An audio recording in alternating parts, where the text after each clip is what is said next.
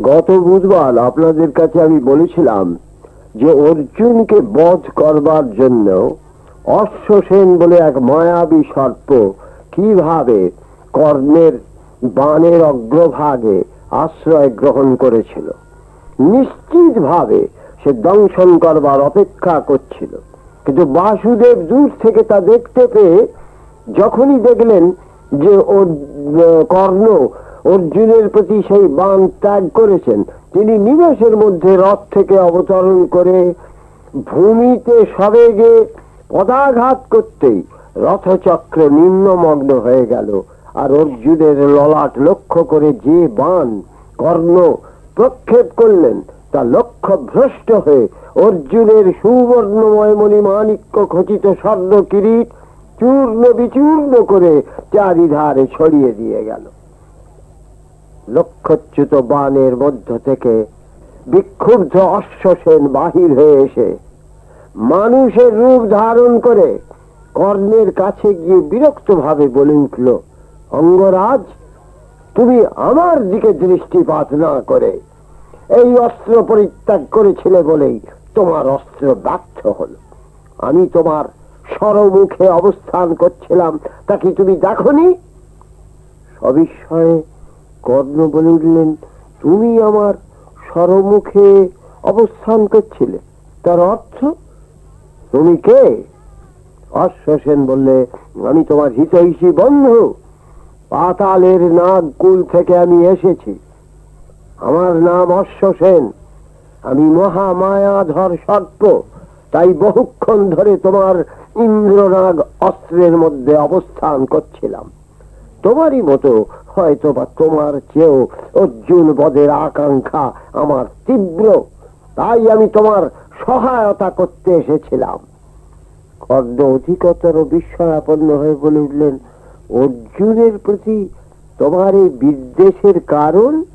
চক্ষু রক্তবদ্ধ করে অশ্বসেন বলে উঠল, কারণ আছে, যথেষ্ট যথেষ্ট কারণ আছে। খাণ্ডব দহনে সে অকারণে আমার মাকে পুড়িয়ে ফেলেছিল। আমি তখন বাইরে ছিলাম, তাই জানতে পারিনি। ফিরে এসে দেখলাম বনের একটি প্রাণী, একটি তৃণখণ্ড সজীব নেই, শুধু চারিধারে শুষ্ক ভস্য রাশি বাতাসে হাহাকার করে ঘুরে বেড়াচ্ছে। এই অর্জুন অগ্নির তৃপ্তি বিধান করার জন্য সমস্ত খাণ্ডব বনের অধিবাসীদের একদিন দগ্ধ করেছিল। আমি ওকে তাই তীব্র বিষের জ্বালায় আজ দগ্ধ করতে চাই। তুমি আমায় অস্ত্র মুখে রেখে পুনরায় ওর দিকে নিক্ষেপ করো। আমি বলছি, আমি ওর কাছে কোন রকমে যেতে পারলে নিশ্চয় ওকে নিহত করতে পারবো। তোমার বিজয় ও আমার প্রতিহিংসা একই সঙ্গে চরিতার্থতা লাভ করবে। কর্ণ অশ্বসেনের কথা শুনে গম্ভীর হয়ে গেলেন। বললেন, শোনো শোনো অশ্বসেন, অর্জুনের সঙ্গে দ্বৈরথ যুদ্ধে আমি এক অস্ত্র পুনরায় নিক্ষেপ করব না, আর অন্য কারোর সহায়তাও গ্রহণ করব না। তুমি স্থানত্যাগ করতে পারো। অশ্বসেন তীব্র দৃষ্টিতে কর্ণের মুখের দিকে চেয়ে বলে উঠল, স্থানত্যাগ আমি কিছুতেই করব না। তুমি যে কোনো অস্ত্রের সাহায্যেই অর্জুনকে নিহত করতে যদি চেষ্টা করো, আমি বলে দিচ্ছি তুমি নিহত করতে পারবে না। আমি বুঝতে পারছি।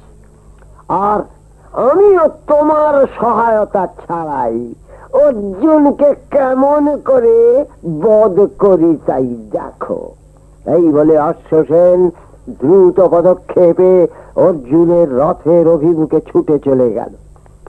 বাসুদেব দেখলেন প্রতিহিংসার বিষ জ্বালানি অশ্বসেন ছুটে আসছে অর্জুনকে বধ করতে। তিনি তৎক্ষণাৎ সেই দিকে অর্জুনের দৃষ্টি আকর্ষণ করে বলে উঠলেন, অর্জুন, খাণ্ডব দাহনে একদিন যে মহাসর্প অশ্বসেন তার মাকে হারিয়েছিল, সে তোমাকে বধ করার সংকল্প করেছিল সেদিন থেকে।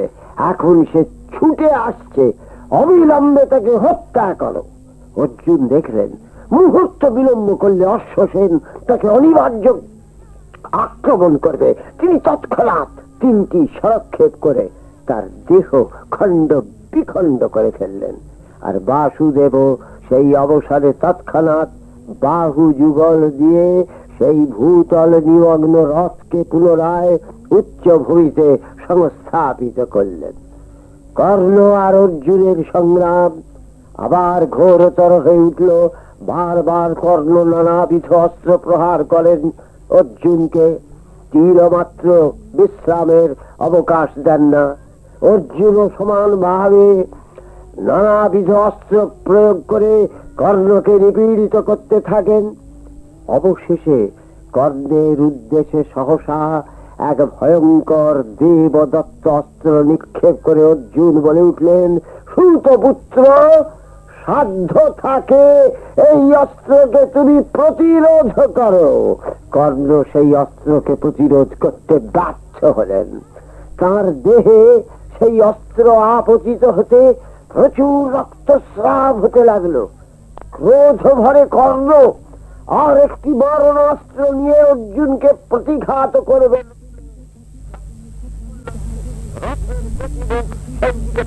বললেন, কিন্তু তার উত্তরে সল্লভিত চিত্তে বলিলেন, কর্ণরাজ, সর্বনাশ হয়েছে, এই স্থানের ভূমি বোধহয় কঠিন নয়। তোমার রথচক্র মেঘিনী গ্রাস করছে, আমি রথকে ইচ্ছা মতো পরিচালনা করতে পারছি না। মেঘিনী গ্রাস করছে? এ কথা শুনে কর্ণের মুখ শুষ্ক সুবর্ণ হয়ে গেল। মনে হলো সেই ব্রাহ্মণের অভিশাপের কথা। হ্যাঁ হ্যাঁ, সে যে বলেছিল অন্তিমকালে তোমার রথের চাকা মেদিনী গ্রাস করবে, এই অভিশাপই তো সে দিয়েছিল। হয়তো আমার কাল পূর্ণ হয়ে এসেছে। তার মনে ফুটে উঠল এক দারুণ হতাশা। অস্তাচলগামী দেব দিবাকরের শেষ রশ্মির মধ্যে দিয়ে তিনি যেন দেখতে লাগলেন পরপারে যাবার আসন্ন ইঙ্গিত। সারা অঙ্গে ঝরে পড়ছে রক্তের ধারা। অচল রথ ভূমিতলে ক্রমশ প্রথিত হয়ে যাচ্ছে। শুধু রথচক্র নয়, ক্রমশ রথ যেন পাতালে মগ্ন হয়ে যেতে লাগলো। ওদিকে অর্জুন তীক্ষ্ণ স্বরে কর্ণের সম্মুখ দিক, পশ্চাৎ দিক, পার্শ্ব দিক বানে বানে সমাচ্ছন্ন করে ফেললেন। কোন কোন অস্ত্র দিয়ে অর্জুনকে বিপর্যস্ত করবেন তা ভাবতে লাগলেন তিনি। কিন্তু কি এক বিস্মৃতির ছায়া যেন ঘনিয়ে এলো মনে। মনে হচ্ছে সমস্ত ভুল হয়ে যাচ্ছে, সমস্ত ভুল হয়ে যাচ্ছে বারে বারে। কর্ণ বুঝলেন যে গুরুর অভিশাপ বোধ হয় আজ সত্য হলো।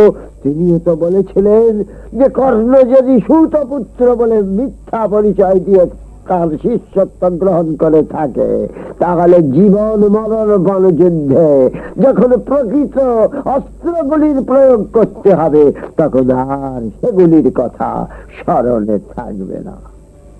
এরপর যে ঘটনা হলো আগামী বুধবার আপনাদের কাছে বলবো।